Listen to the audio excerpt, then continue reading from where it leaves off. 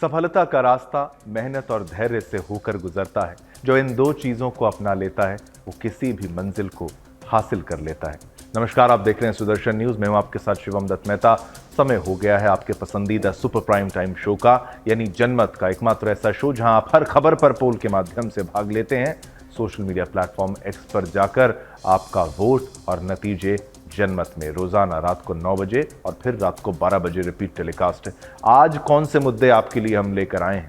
देखिए, बड़े मुद्दे आपके लिए फ्लोर ग्राफिक्स के माध्यम से आपको बताएंगे, लेकिन हर वो मुद्दा होगा जो आपके जीवन से जुड़ा होगा, आपके मजहब, आपके धर्म से जुड़ा होगा और आपको जिसको जानना चाहिए। और ये लीजिए, मुद्दे भी आपके टेलीविजन स्क्रीन पर आ चुके हैं। बोर्ड पर कालिख, मैं तो कहूंगा कि कालिख पर कालिख पोती गई है। ये बोर्ड नहीं है, ऐसे बोर्ड होने नहीं चाहिए। कहां अकबर, बाबर, औरंगजेब के नाम पर जहां पर सड़कें बनी गई हैं, उनका नामकरण उनके नामों पर किया गया है। उन आताताइयों के ऊपर कालिख ही तब भी पोती जानी चाहिए थी, पोती गई भी थी और आज भी पोती जा रही है। तो इसमें कुछ गलत नहीं है। जल्द से जल्द ऐसे सभी नामों को बदलकर वीर छत्रपति शिवाजी महाराज के नाम पर, वीर छत्रपति संभाजी महाराज के नाम पर या हमारे वीर सिख गुरुओं के नाम पर रख दिया जाना चाहिए। यह मुद्दा भी बताएंगे। फिर बात आपको बताएंगे पंजाब का कौन सा फर्जी मंत्रालय है। एक ऐसा मंत्रालय है जो था भी नहीं, अस्तित्व में नहीं था, लेकिन मंत्री रोज वहां पर जाता था और ये एक तरीके से ये धोखेबाजी जनता के साथ की गई है, उसके बारे में बताएंगे। फिर आगे बढ़ेंगे और आपको बताएंगे कि काश पटेल ने जो शपथ ली है उसने गीता पर हाथ रखकर, ये बहुत छोटा सा संदेश नहीं है, ये आने वाली पीढ़ियों को एक संदेश है कि देखिए, ये श्रीमद् भगवद गीता जो है ये यूएस में भी इस पर हाथ रखकर शपथ ली जा सकती है। गीता के नाम पर शपथ अमेरिका में डोनाल्ड ट्रंप के राज्य में ली जा सकती है। फिर आगे बढ़ेंगे और बात करेंगे एनजीओ और धर्मांतरण का खेल। ये तथाकथित एनजीओ जो चलाए जाते हैं ये धर्मांतरण का खेल करते हैं और छत्तीसगढ़ का ये मामला है जहां पर मुख्यमंत्री ने अब संज्ञान लिया है। उनको पता चला है कि ऐसे हैं कुछ संगठन जिन पर एक्शन लेना बनता है और लिया भी जाएगा। अगर वो लेंगे तो हम समर्थन करेंगे और खबर भी हम लगातार दर्शकों आपको दिखाएंगे। अब आते हैं अपनी पहली खबर पर। चलिए, देखिए, आपने बिंदास बोल तो देखा ही और आपने देखा कि हमारे प्रधान संपादक जो हैं वो भावुक हो गए थे। तो ये वीर छत्रपति शिवाजी महाराज की जो गाथा, जो आप हमेशा से, जो बच्चों को नहीं पढ़ाई जा रही थी, वीर छत्रपति संभाजी महाराज की गाथा, उनकी वीरता के किस्से आपके बच्चों को या आपको तक नहीं पता होंगे। ये दुर्भाग्य है हमारे देश का, ये हालत है हमारे देश की, जहां इतिहास पढ़ाया जाता है और अकबर को महान बोला जाता है, औरंगजेब के बारे में पढ़ाया जाता है, लेकिन वीर संभाजी महाराज के बारे में नहीं। लेकिन जब एक बार, केवल एक बार इतिहास के बारे में एक फिल्म के माध्यम से युवाओं को पता चला, तो देखिए, ये हिंदुओं का खून जो है खौल उठा और उन्होंने मांग की, भाई इन आताताइयों के नाम पर सड़क नहीं होनी चाहिए। दिल्ली में शुक्रवार रात को सड़क नामकरण को लेकर एक बड़ा विवाद खड़ा हो गया जब हिंदुत्ववादी युवाओं ने अकबर रोड, हुमायूं रोड और बाबर रोड के साइन बोर्ड पर कालिख पोत दी और वीर छत्रपति शिवाजी महाराज के पोस्टर चिपका दिए। इस घटना के पीछे कारण बताया जा रहा है कि इन हिंदुत्ववादी युवकों यानी भाइयों ने हाल ही में छत्रपति शिवाजी महाराज के जीवन पर आधारित, छत्रपति संभाजी महाराज के जीवन पर आधारित फिल्म छावा देखी थी, जिससे प्रेरित होकर उन्होंने ये कदम उठाया। प्रदर्शनकारियों का, वीर हिंदुत्ववादी भाइयों का कहना है कि जब तक इन सड़कों के नाम नहीं बदले जाते वो लगातार विरोध प्रदर्शन करते रहेंगे और जरूरत पड़ने पर साइन बोर्ड को उखाड़ कर भी वो अपने साथ ले जाएंगे। इस विरोध प्रदर्शन में दक्ष चौधरी नामक युवक भी शामिल था, जो पहले भी विवादित घटनाओं में शामिल हो चुका है। कई बार वो अपने मुद्दे पर, हिंदुत्ववादी मुद्दों के लिए अड़ा रहा, लड़ता रहा। उसने अकबर रोड के साइन बोर्ड पर, देखिए आपको बताएं, उसको हटाने का प्रयास और साथ ही साथ बाबर रोड के बोर्ड पर कालिख भी पोत दी। इसके बाद अपने कुछ साथियों के साथ मिलकर बोर्ड पर छत्रपति शिवाजी महाराज के पोस्टर चिपकाए, संभाजी महाराज के पोस्टर चिपकाए और दूध से अभिषेक भी किया। अब प्रदर्शन के दौरान युवकों ने नारेबाजी करते हुए जोरदार तरीके से इन सड़कों के नाम बदलने की मांग उठाई। और ये केवल इनके दिल की मांग नहीं है, कभी ना कभी आप भी पूछिए खुद से, क्या आपके दिल को ठेस नहीं पहुंचती जब आप जाते हैं, पढ़ते हैं अकबर रोड, हुमायूं रोड? ये आपसे भी तो सवाल बनता है। इस घटना के वीडियोस सोशल मीडिया पर तेजी से वायरल हो रहे हैं, जिसने ये मामला और गर्मा दिया है। प्रदर्शनकारियों का कहना है कि मुगलों के नाम पर रखी गई सड़कों के नाम बदलकर भारतीय महापुरुषों के नाम पर रखने की मांग की जा रही है। चलिए हम आपको प्रतिक्रिया भी सुनाते हैं, एक बाइट भी सुनाते हैं, क्या कुछ कहा गया है। बाबर अकबर औरंगजेब के नाम से नहीं जाना जाता, ये देश भगवान श्री कृष्ण श्री राम के नाम से जाना जाता है। छत्रपति शिवाजी महाराज, संभाजी महाराज, महाराणा प्रताप, पृथ्वीराज सिंह चौहान के नाम से जाना जाता है। आज दिल्ली में भी हिंदुत्ववादी सरकार है और देश में भी हिंदुत्ववादी सरकार है। मैं प्रधानमंत्री मोदी जी और देश के गृह मंत्री अमित शाह जी से हाथ जोड़ करके अनुरोध करना चाहता हूँ, इस अकबर, बाबर, हुमायूं और औरंगजेब के नाम के कलंक को खत्म करने का काम करें। आज छावा फिल्म को देख करके एक एक कट्टर हिंदू सनातनियों का खून खोल रहा है। किस प्रकार से हमारे छत्रपति शिवाजी महाराज, हमारे संभाजी महाराज को इतना प्रताड़ित करा गया कि उनके नाखून तक उखाड़े गए, उनके घावों पर नमक डाला गया, उनके आंखों में सरिया डाली गई, उनकी जीभ काटने का काम करा गया। आज जब थिएटरों में लोगों ने पिक्चर देखी तो पिक्चर देख करके उनकी आंखों से आंसू निकल रहे हैं। छोड़ दी गई, उसके बाद भी अगर इन गद्दारों का नाम या इस भारत के अंदर इन रोड के नाम रखवा रखे ना, इससे ज्यादा शर्म की बात कोई और नहीं हो सकती भाई। ये छत्रपति शिवाजी महाराज के वंशज है। इन रगों में, इन भुजाओं में इनका खून बोलता है, इनका खून बोलता है, भवानी का खून बोलता है। तो इस देश के अंदर ऐसे गद्दारों के नाम की कोई जगह नहीं है। तो राजाओं को काटने का काम करा, एक एक हिंदुओं को काटने का काम करा। किस प्रकार से संभाजी महाराज के आंखें निकालने का काम करा, उनकी जीभ काटने का काम करा। और इस देश का एक एक बच्चा, एक एक युवा, एक एक माँ, एक एक बूढ़े निकले अपने अपने घरों से और छावा मूवी को देख करके तुम्हें पता लगेगा कि किस तरीके से हमारी बच्चियों को, हमारी माओं को, हमारी बहन बेटियों को जितने पेड़ पे पत्ते नहीं होते थे उससे ज्यादा बच्चों को लटका करके ये जीवित सुए से गोद करके मारते थे और बिन कपड़े के लटका देते। ये राक्षस आज भी हमारे देश में पल रहे और तुम्हारी इनके नाम से रोड नहीं चलेंगे। शर्म आनी चाहिए इस देश की सरकारों को कि इनके नाम से रोड बना दिए गए। मोदी जी और अमित शाह जी आपसे हाथ जोड़कर निवेदन यही करते हैं कि हम कोई ऐसा गलत काम नहीं कर रहे, कोई हम देश के खिलाफ नहीं है, राष्ट्र के खिलाफ नहीं है, लेकिन हमारे अंदर पीड़ा है, दर्द है। जो हमारे पूर्वजों के साथ, छत्रपति संभाजी महाराज के साथ जो हुआ वो दर्द नहीं भूल सकते। जो हमने करा है ना, हमें इसमें कोई अफसोस नहीं है। इसके लिए सजा भुगतेंगे भी, जेल भी जाएंगे, मुकदमे भी खा लेंगे, लेकिन भाई ये नाम नहीं चाहिए हमने। बाबर अकबर औरंगजेब के नाम से नहीं जाना जाता, ये देश भगवान श्री कृष्ण श्री राम के नाम से जाना जाता है। छत्रपति शिवाजी महाराज, संभाजी महाराज, महाराणा प्रताप, पृथ्वीराज सिंह चौहान के नाम से जाना जाता है।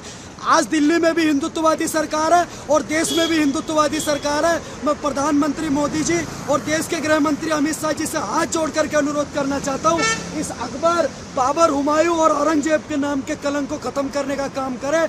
आज छावा फिल्म को देख करके एक एक कट्टर हिंदू सनातनियों का खून खोल रहा है। किस प्रकार से हमारे छत्रपति शिवाजी महाराज, हमारे संभाजी महाराज को इतना प्रताड़ित करा गया कि उनके नाखून तक उखाड़े गए, उनके घावों पर नमक डाला गया।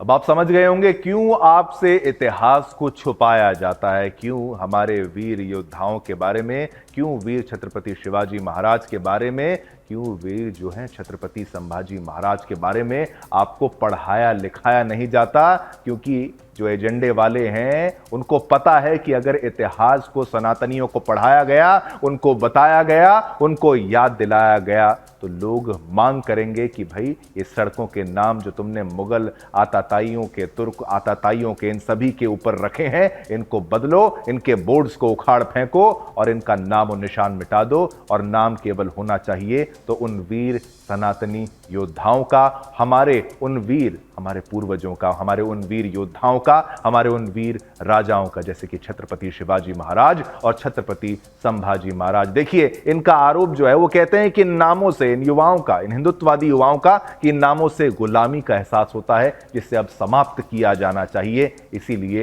ये प्रशासन से मांग कर रहे हैं कि जल्द से जल्द इसे हटा दिया जाए। और इनको कोई अफसोस नहीं है इन्होंने जो किया, क्योंकि हर किसी के मन में ये विचार अवश्य आता है, चाहे आप या मैं, चाहे कोई भी युवा जो हिंदुस्तान में रहता है। अब बात करेंगे पंजाब की आम आदमी पार्टी की सरकार के एक मंत्री कुलदीप सिंह धालीवाल को लेकर बड़ा खुलासा हुआ है। पता चला है कि वो पिछले 20 महीनों से एक ऐसे विभाग को चला रहे थे जो असल में था ही नहीं। ये बात तब सामने आई जब पंजाब सरकार ने एक नोटिफिकेशन जारी किया। इसमें बताया गया कि कुलदीप को दिया गया प्रशासनिक सुधार विभाग यानी एडमिनिस्ट्रेटिव रिफॉर्म्स डिपार्टमेंट कागजों में तो था, लेकिन हकीकत में इसका कोई नामो निशान नहीं था, कोई वजूद नहीं था। अब कुलदीप सिर्फ एनआरआई अफेयर्स की जिम्मेदारी संभालेंगे। ये फैसला मुख्यमंत्री पंजाब के भगवंत मान के आदेश पर 7 फरवरी 2025 से लागू हो गया है। वरिष्ठ पत्रकार राहुल शिवशंकर ने इस घटनाक्रम को लेकर तंज कसा है। उन्होंने कहा है कि अमेरिका की तर्ज पर भारत को भी DOGE विभाग यानी डिपार्टमेंट ऑफ गवर्नमेंट एफिशिएंसी की जरूरत है। बता दें कि कुलदीप पहले खेती और किसान कल्याण विभाग संभाल रहे थे, लेकिन मई 2023 में हुए कैबिनेट फेरबदल में उन्हें हटा दिया गया। इसके बाद उन्हें प्रशासनिक सुधार विभाग दिया गया। सितंबर 2024 में हुए एक फेरबदल में भी वो इस विभाग में बने रहे। पर अब प्रतिक्रियाएं भी आ चुकी हैं, प्रतिक्रियाएं आपको सुनाते हैं। में क्या हो गया, धारीवाल जो थे वो 20 महीने एक वो ऐसी डिपार्टमेंट की अध्यक्षता करे तो डिपार्टमेंट थी नहीं, पर ये कमाल आम आदमी पार्टी की सरकार में हो सकता है। देखिए, दिल्ली में जैसा घोटाला फर्जी काम केजरीवाल ने किया, वैसा ही आम आदमी पार्टी ने पंजाब में भी किया है। दिल्ली की जनता ने उन्हें जो सजा दी है, पंजाब की जनता भी वही सजा देगी। इस सारी पोजीशन से एक राय बना सकते हो कि किस किस्म की ये सरकार है। 3 साल के बाद इनकी गवर्नमेंट को पता चला कि एक हमारा डिपार्टमेंट जो है वो एग्जिस्ट ही नहीं करता, और एक मिनिस्टर को आपने रैंक दे रखा है जब मिनिस्टर फॉर एडमिनिस्ट्रेटिव रिफॉर्म्स। तो इतनी नालायक मुख्यमंत्री, इतनी नालायक ब्यूरोक्रेसी और इतने नालायक मंत्री मैंने अभी तक कभी नहीं देखे। हिस्ट्री में पहली दफा हुआ कि ऐसी, उसका मतलब है कि बाएं हाथ को ये नहीं पता दायां हाथ क्या कर रहा है। ये ऐसे है जैसे आप कोई टैक्सी एयरपोर्ट से ले लो। तो आपने देखा किस तरीके से अब जो आम आदमी पार्टी का विपक्ष है, बीजेपी खास तौर पर, उन्होंने तो कहा है कि भाई ये सब जो कर सकते हैं वो केवल आम आदमी पार्टी के ही लोग कर सकते हैं। चलिए इस खबर को मैं बताऊं, आप सुने कावल। यहाँ पर बात खत्म नहीं होती केवल, हमने आपसे पोल के माध्यम से जो प्रश्न पूछा वो भी आपको बताएं। ये पंजाब सरकार की नाकामी का पर्दाफाश है क्या? 87% कह रहे हैं हाँ, 13% ने कहा ना। बहुमत कह रहा है कि हाँ, ये नाकामी का पर्दाफाश है। भारतीय मूल के अमेरिकी काश पटेल आधिकारिक तौर पर संघीय जांच ब्यूरो यानी FBI के 9वें निदेशक यानी डायरेक्टर बन गए हैं। शुक्रवार को वॉशिंगटन DC में उन्होंने श्रीमद् भगवद गीता पर हाथ रखकर शपथ ली है। अमेरिकी अटॉर्नी जनरल पॉम बॉन्डी ने उन्हें पद की शपथ दिलाई है। वॉशिंगटन DC में व्हाइट हाउस के इंडियन ट्रीटी रूम में हुए समारोह में शपथ लेने के बाद पटेल ने अमेरिका की तरफ करते हुए यानी तारीफ करते हुए कहा कि किसी और देश में शायद ही कभी उनका ये सपना सच हो सकता था। गुजरात के आनंद जिले के लोगों ने भी पटेल को याद किया है, जहां से उनका परिवार विदेश जाकर बसा था। अमेरिका की सर्वोच्च संघीय जांच एजेंसी FBI प्रमुख का पदभार संभालने के बाद पटेल ने कहा कि ये उनके लिए गर्व की बात है। पटेल ने कहा, मैं अमेरिकी सपने को जी रहा हूं, I am living the American dream जैसे अंग्रेजी में लोग कहते हैं। उन्होंने कहा, मैं अमेरिकी सपने को जी रहा हूं। जो कोई भी सोचता है कि अमेरिकी सपना मर चुका है, वो मुझे देखे। आप पहली पीढ़ी के भारतीय से बात कर रहे हैं जो दुनिया के महान राष्ट्र की कानून प्रवर्तन एजेंसी का नेतृत्व करने वाला है। ऐसा कहीं और नहीं हो सकता। मैं वादा करता हूं कि FBI के भीतर और बाहर जवाबदेही होगी, यानी आंसरेबिलिटी बनाएंगे। ऐसे किसी को छोड़ने वाले नहीं है काश पटेल। अमेरिकी राष्ट्रपति डोनाल्ड ट्रंप ने पटेल की तारीफ करते हुए कहा कि वो FBI के सर्वश्रेष्ठ डायरेक्टर साबित होंगे। ट्रंप ने कहा कि काश पटेल को इस पद पर नियुक्त करने का एक कारण यह है कि FBI एजेंट उनका सम्मान करते हैं। वो इस पद पर सर्वश्रेष्ठ साबित होंगे। वो एक सख्त और बेहद मजबूत व्यक्ति हैं। काश पटेल की FBI डायरेक्टर के पद पर नियुक्ति को गुरुवार को अमेरिकी सेनेट ने मंजूरी दी थी। हालांकि उनके नाम का डेमोक्रेट्स के साथ साथ 2 रिपब्लिकन सेनेटरों ने जो है लीसा मुर्काफसी और सुजान कॉलिंस ने भी विरोध किया। इसके बावजूद पटेल की नियुक्ति को 49 के मुकाबले 51 वोटों से मंजूरी मिल गई। काश पटेल न्यूयॉर्क के रहने वाले हैं और उनको डोनाल्ड ट्रंप के करीबी लोगों में गिना जाता है। काश पटेल के माता पिता का संबंध भारत के गुजरात से है। जैसा पहले बताया, काश पटेल की जड़ें गुजरात के आनंद जिले के भद्रन गांव से जुड़ी है। एक रिपोर्ट के मुताबिक गुजरात के पाटीदार समुदाय के नेताओं ने बताया कि पटेल का परिवार भद्रन गांव के मोती खड़की इलाके में रहता था और करीब 70 साल पहले युगांडा चला गया था। उन्होंने भद्रन में अपने पुश्तैनी मकान बेच दिए थे। पटेल के परिवार के सभी लोग अब विदेश में बस रहे हैं और ये भारत के लिए, भारतीय मूल के लोगों के लिए गर्व की बात है कि उनका व्यक्ति जो है वो FBI का अब डायरेक्टर बन चुका है और उनकी तारीफ भी हो रही है। चलिए, ये खबर भी आपको हमने बताई और इस खबर पर पोल के माध्यम से जो प्रश्न पूछा वो भी आपको बता दें। काश पटेल के इस कदम की हो सराहना, हाँ या ना में जवाब देना है। क्या उत्तर आया है वो भी आपको पोल के माध्यम से बताते हैं, कितने प्रतिशत हाँ में है और कितने प्रतिशत ना में है हर खबर पर, क्योंकि पोल के माध्यम से एक प्रश्न जो है आपके लिए हम लेकर आते हैं। और काश पटेल के इस कदम की सराहना हो, हाँ या ना में जवाब में उत्तर है 98% लोगों ने कहा है हाँ, सराहना होनी चाहिए और उनकी तारीफ होनी चाहिए। 2%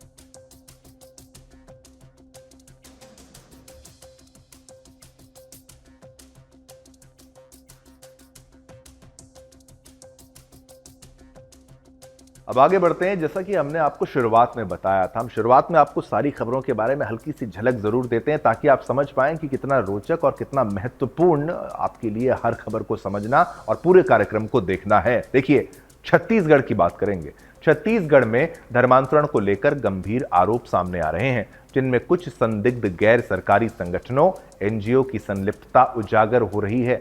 मुख्यमंत्री विष्णुदेव साय ने स्पष्ट रूप से कहा है कि कुछ NGO शिक्षा और स्वास्थ्य सेवाओं के नाम पर विदेशों से फंडिंग लेकर धर्मांतरण के कार्यों में लिप्त हैं। ये न केवल सामाजिक संतुलन को बिगाड़ने का प्रयास है, बल्कि देश की आस्था और संस्कृति पर भी कुठाराघात है।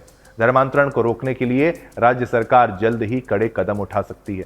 अब रिपोर्ट्स के अनुसार पिछले 11 महीनों में 13 प्राथमिकी यानी FIR दर्ज हो चुकी हैं और बस्तर संभाग में 23 शिकायतें मिली हैं।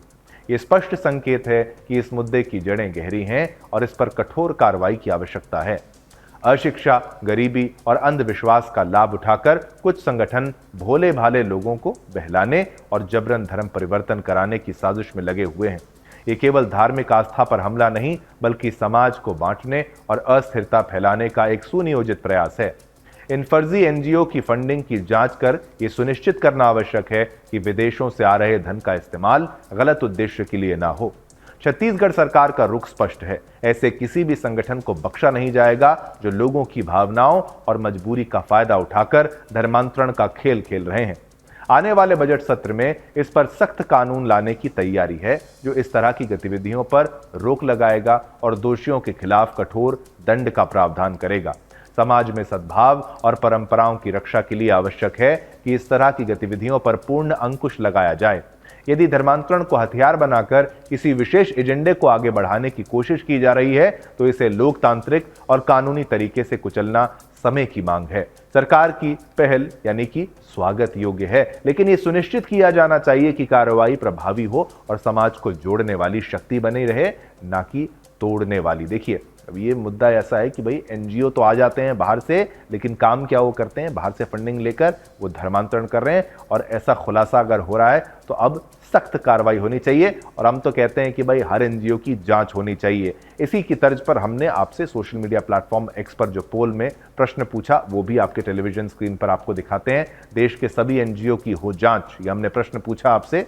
उत्तर क्या आया? 97%, 97% लोगों ने कहा हाँ, 3% ने कहा ना।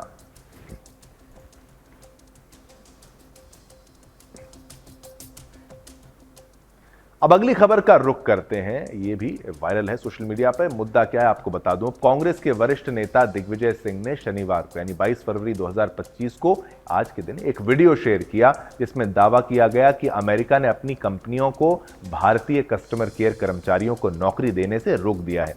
वीडियो में अमेरिकी राष्ट्रपति डोनाल्ड ट्रंप को भारत और भारतीयों के खिलाफ कथित तौर पर अपमानजनक भाषा का इस्तेमाल करते दिखाया गया। दिग्विजय ने इस वीडियो को ट्वीट करते हुए प्रधानमंत्री नरेंद्र मोदी और विदेश मंत्री एस जयशंकर से इस पर जवाब मांगा, लेकिन बाद में पता चला कि ये वीडियो असली नहीं है, बल्कि आर्टिफिशियल इंटेलिजेंस AI से बनाया गया एक मजाकिया यानी सटायर जिसको कहते हैं वो वीडियो था। इसके बाद दिग्विजय ने अपना पोस्ट डिलीट कर दिया। दिग्विजय ने अपने पोस्ट में लिखा था, माननीय श्री नरेंद्र मोदी जी, हमारे प्रधानमंत्री, जरा देखिए आपके प्यारे दोस्त डोनाल्ड ट्रंप भारत और भारतीयों के बारे में क्या सोचते हैं। क्या आप इस पर कुछ कहेंगे? अगर नहीं तो क्या आपके विदेश मंत्री डॉक्टर एस जयशंकर को इस पर विरोध नहीं जताना चाहिए कि अमेरिकी राष्ट्रपति ने भारत को दुनिया का सबसे जहरीला देश कहा है। दिग्विजय सिंह ने इस पोस्ट में कांग्रेस, राहुल गांधी, सुप्रिया शुनेत और पवन खेड़ा को भी टैग किया था। ये वीडियो एक एक्स यूजर नसरीम इब्राहिम ने शेयर किया था, जो एआई से बना एक नकली सटायर वीडियो था। वीडियो में नीचे FAUX यानी फॉक्स न्यूज और सोबरिंग सटायर लिखा था, जो साफ बता रहा था कि मजाक वाला कंटेंट है। सोबरिंग सटायर एक यूट्यूब चैनल है जो नकली और मजेदार खबरें बनाता है। अब इस वीडियो को बनाने वाला शख्स माइकल क्लाइव है, जो 35 साल से वॉइस ओवर का काम कर रहा है और द सिम्पसन्स जैसे शो के लिए काम कर चुका है। वीडियो में लिखा था कि एआई ने सिर्फ चेहरा बदला है, बाकी आवाज और परफॉर्मेंस क्लाइव की थी। इस घटना पर लोगों ने सोशल मीडिया पर खूब प्रतिक्रिया दी। एक्स यूजर मनीष राजेश ने लिखा, कांग्रेस के बड़े नेताओं की बुद्धि का यही स्तर है, तभी ये विपक्ष में है। भारत को बेहतर विपक्ष चाहिए। अंकुर सिंह ने कहा, कांग्रेस अब एआई से बने फर्जी वीडियो से भारत को बदनाम कर रही है, सिर्फ इसलिए कि भारत राहुल गांधी को वोट नहीं देता। शर्मनाक। एक अन्य यूजर डॉक्टर अमित सरवाल ने लिखा, दिग्विजय का फर्जी वीडियो शेयर करना कोई हैरानी की बात नहीं है, उनकी अक्ल पर तरस आता है। डेली गार्जियन की एक रिपोर्ट के मुताबिक ये वीडियो 10 जनवरी 2025 की एक प्रेस कॉन्फ्रेंस से लेकर बनाया गया था। हालांकि दिग्विजय ने पोस्ट डिलीट तो कर दिया, लेकिन इसके लिए ना तो कोई सफाई दी और ना ही कोई माफी मांगी गई। लेकिन ये होता है हाल, और लेकिन ये खबर जो है कथित तौर पर जो है अब सर्कुलेट भी कर रही है, लेकिन इसका क्या जवाब आएगा ये आने वाला वक्त बताएगा। लेकिन हर चीज पर भरोसा करके सरकार को घेरना, वो भी एआई जनरेटेड फेक कंटेंट को, बेहद खतरनाक है। चलिए, इस खबर पर भी हमने पोल के माध्यम से आपसे जो प्रश्न पूछा, हमने पूछा दिग्विजय सिंह को इस कृत्य के लिए माफी मांगनी चाहिए क्या? हाँ या ना में जवाब देना था। 96% लोगों ने कहा हां और 4% लोगों ने कहा ना।